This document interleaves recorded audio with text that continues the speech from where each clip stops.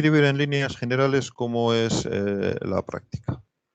Como he comentado antes, lo fundamental de esta práctica van a ser las aportaciones. Una aportación va a ser unos datos que nos va a dar un usuario y que van a consistir en normalmente una URL, un título para esa URL y una descripción. Pongo estas cajitas aquí al lado porque el usuario normalmente me va a dar esto en un formulario. Entonces, cualquier aportación va a comenzar porque el usuario me rellena el formulario con una URL, un título y una descripción, que tanto el título como la descripción pues son el texto que él quiera para una cierta URL que el usuario me dé. Cuando la URL se envíe al servidor, típicamente con un post, la URL, el título y el descriptor, o sea, todo esto se va a enviar al servidor y aquí la aplicación lo va a recibir. Normalmente repito que esto será un post y aquí la aplicación lo va a recibir. La aplicación se va a centrar fundamentalmente en la URL, ahora veremos qué hace con el resto, pero lo primero que va a hacer es analizar la URL. Y la URL la va a separar en dos partes, el sitio y el recurso.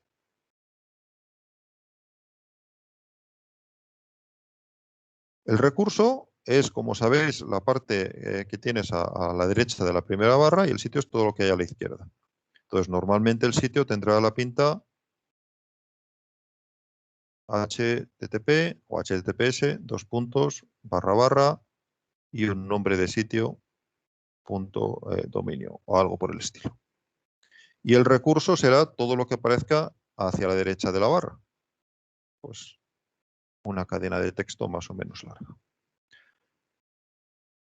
Una vez que la aplicación haya separado en sitio y en recurso, va a mirar a ver si el sitio corresponde con uno de los sitios reconocidos, que ahora veremos cuáles son. Si es uno de los sitios reconocidos, pasa a continuación a mirar si el recurso es uno de los recursos reconocidos para ese sitio, porque no vamos a reconocer todos los recursos posibles de un sitio, sino ciertos recursos que tengan cierta forma. Si lo reconoce también, entonces vamos a tener que es uno de los que vamos a llamar recursos reconocidos. Por lo tanto, una posibilidad del análisis de esto es que estemos ante un recurso reconocido.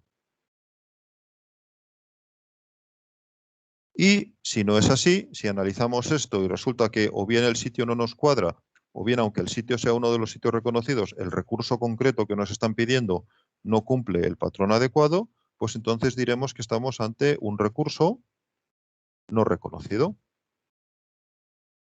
Y lo que haremos en los dos casos va a ser diferente. En el caso de que estemos ante un recurso reconocido, vamos a tener que hacer una consulta a una cierta API de ese sitio. Y la API nos va a responder con un documento XML o con un documento JSON, que nosotros tendremos que analizar. En el caso de que sea un recurso no reconocido, lo que haremos es ir directamente a obtener el documento que teníamos en la URL. Por lo tanto, normalmente recibiremos como respuesta un documento HTML. En los dos casos utilizaremos el documento que hayamos recibido para extraer lo que vamos a llamar la información extendida. La información extendida. La información extendida, en el caso de la derecha, será parte de la información que vendrá en el XML o en el JSON. Entonces tendremos que coger ciertos campos que vengan ahí y con esos campos compondremos un documento HTML. La documentación extendida va a ser siempre una cadena en HTML.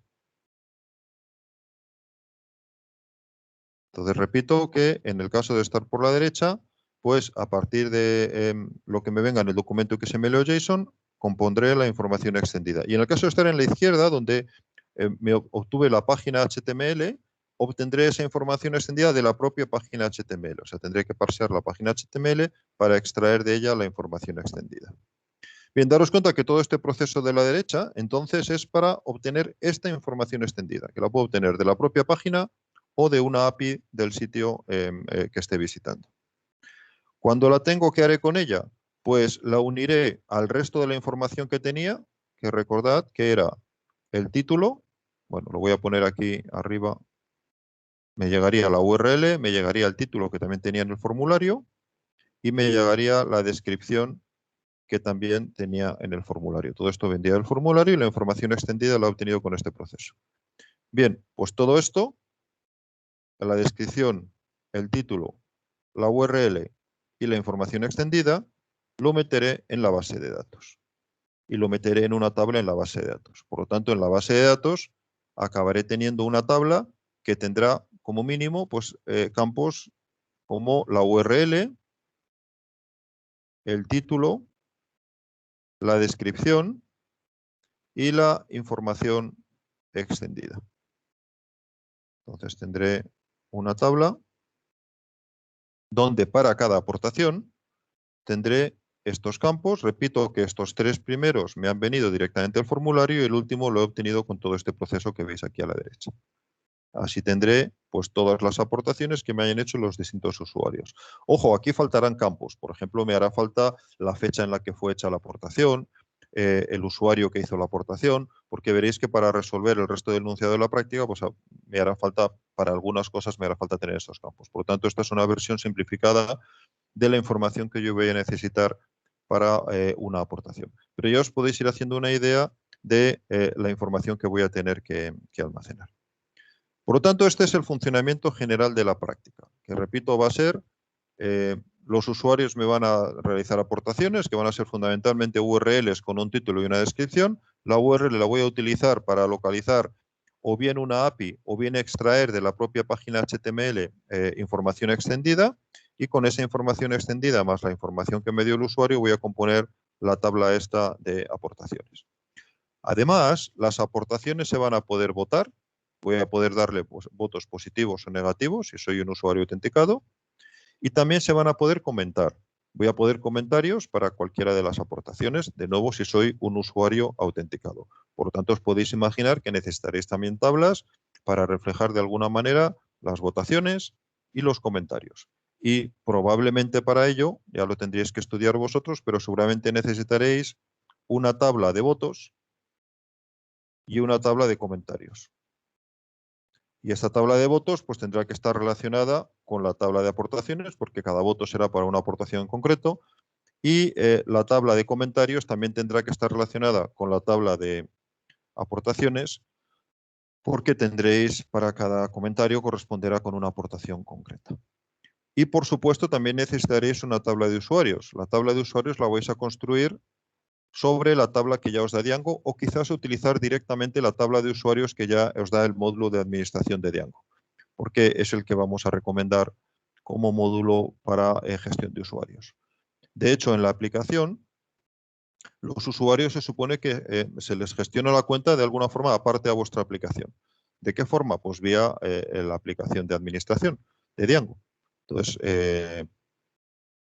si queréis tener un usuario nuevo, pues entráis en la administración de Django y lo creáis allí. Por lo tanto, los usuarios, digamos, no van a ver esa parte, los usuarios no se van a tener que autoprovisionar cuentas, sino que las cuentas ya están dadas por el administrador de esa manera.